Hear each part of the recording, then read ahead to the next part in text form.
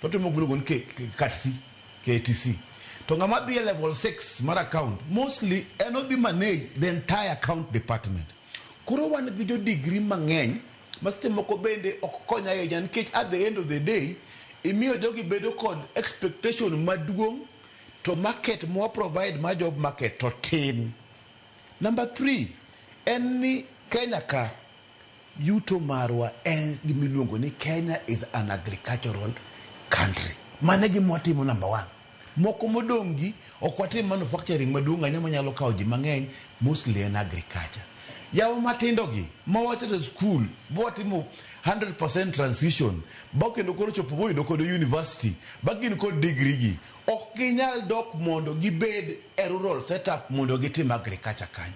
Ando kibineno ka ng'anyo ni nitie rural setup agriculture koro gionge gibiro town kama gibire ni nitie problem mag tich. Town kama gibire gi nitie problem mag ot. Most of katamna sani congestion mantiere kaka Kibera gi slums is getting out of hand. Kichopo katamna every gudhiambo joma buses mawuok kaluo olo buses mawuok obed yo Nakuru obed yo kure olo e town magidwaro mondo giyud tije. To tije gi bende onge onego bende tije gi bedo created e agricultural system to jogo ok nyal timo gini nikech school ma bende waseto gi bende ni malo kabisa. Koro ando kaka nene kata kuonde manyo onge ng'anyo gi iwacho ni antiere 30 counties. Grievances kanikacha en mana ni siasa makawuono ma wagoyo sani omiyo kuonde go bedo managed. Obed broad based Luo Nyanza is managed, coast obedo managed, kuonde moko obedo managed, lakini shida tontiere gimiluongo ni youth bulge makijande gi crisis living tontiere.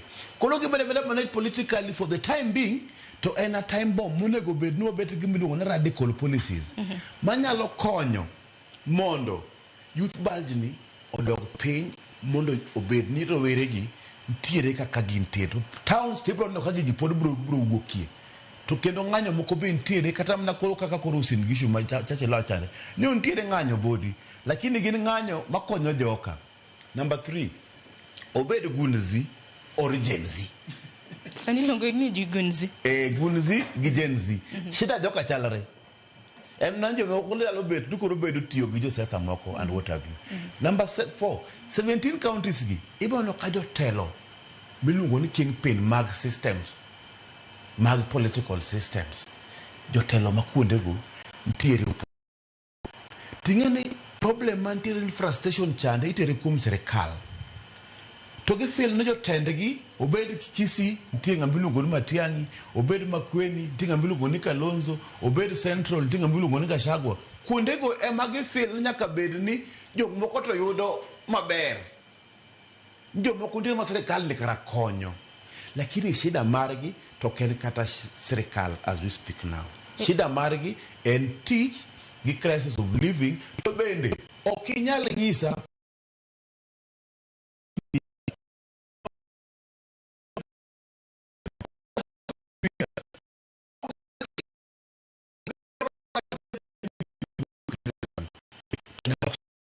Number 3 jogi kioro gem jengo ginyalo timo ok ginyal timo kata koro ki create jobs go 9 million go jogi jin jok ma a new age new generation jogi dwa tiyo e simu jogi dwa tiyo kata kidike most of the time gin ging'isi na I can work from home okane haja mar biro ka mintiere no koro nego bed ni wan kaka jok matimo analysis kod kaka jok mane system wang'eyo new generation ni wabitiyo kode nade.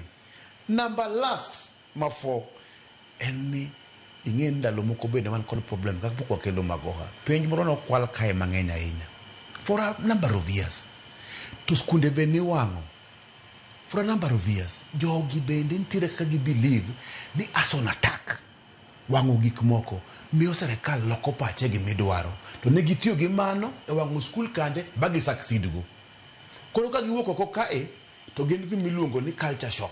Culture shock en koro isetieko nyaka skul no to tich onge ma misomono ing'e ng'amo chopo form 4 ng'ano to kendo kier tich ahinya kata ng'amo chopo class 8 en otimo gima ntie to ng'amo dhi university moyudo master tek kabisa mondo i convince mondo tim gima nokosomo Koro nego bed ni wan gi policies makonyo bende to kik wapush ji mang'eny ahinya mondo mago kano teme ni wager TVT gini dhi miyowa problem mbele kacha. Universities nochak lor to jomoko nochako ywak ni kuloro university to towns moko dhi gore piny. Yala town kigolo University of Moi to Yala town dhi gore piny. Bondo kapo ni i-reduce joka to mago haro ne wacho na pana mbele kacha dhi bedo matek. Wager TVT mang'eny mondo tich mitimo gi lwedo and juakali sector bende waketie pesa mang'eny.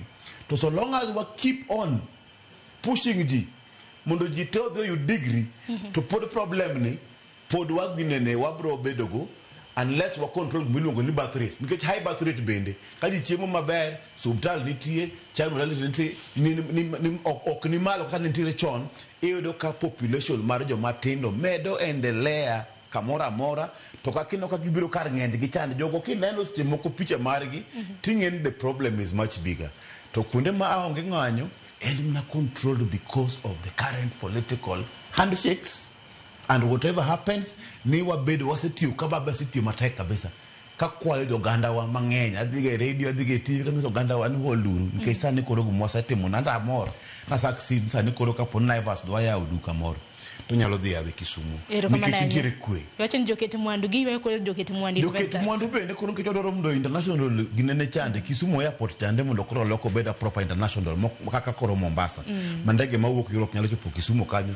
The blue economy mwase investi bende. Obed nyal remondo wakonyre. Lakini ketho mwase loso. Tok dhip konyo watu ne wase ne wangi problem. Tumaini ne mar beja uganda joluo. To ne wangi problem dalo moko ma supermarket koket to